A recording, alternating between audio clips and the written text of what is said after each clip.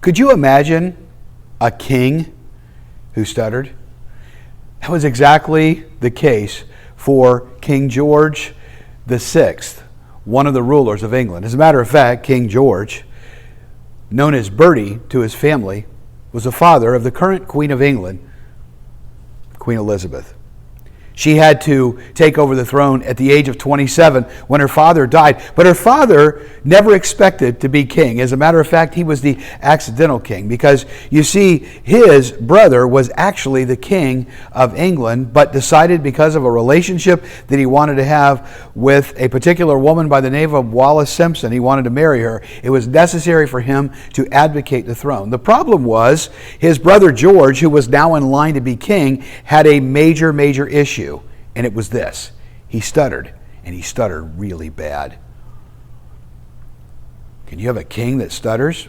It doesn't evoke much confidence, does it, when they're giving a speech?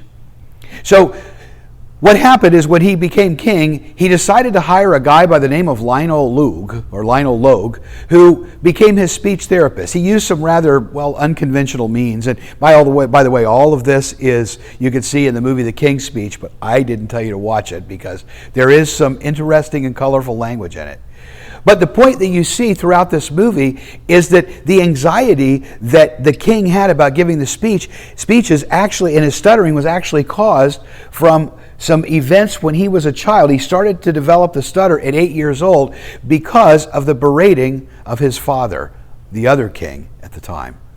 The berating was so difficult that it caused anxiety, and so his anxiety would get worse when he got up to give a speech or he got in front of other people that were really important that he felt intimidated by. So they had to bring in a professional to help him. It's very interesting because he wound up later giving the most important speech of his life. His speech coach was there, and he made it through. Went on to rule England very effectively and get it through some difficult times. But the king suffered from anxiety. Just say the word anxiety itself, and it causes you to be anxious. In fact, let me ask you this. What causes you anxiety? What causes you to be really anxious? And then how does it display itself? Does your heart palpitate? Does your blood pressure go up? Do you bite your nails? Do you scratch at yourself? Do you talk faster? You know what happens when you get anxious. And you know what it is that makes you anxious. Right now, one of the top things that has caused so much anxiety for people worldwide and here in the United States and here in Florida, once again, is a continued cases of COVID, they keep going up.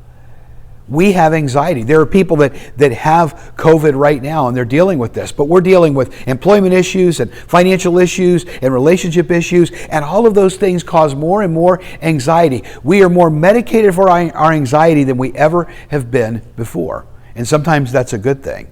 But what that tells me is that we are a more anxious people than ever before. So how do we actually handle the normal anxieties of day-to-day life? The normal stuff that comes our way. There's got to be a way to not necessarily beat this thing, but to cope with it. Well, there is, and that's what I'm going to be talking about this coming Sunday at Community Bible Church.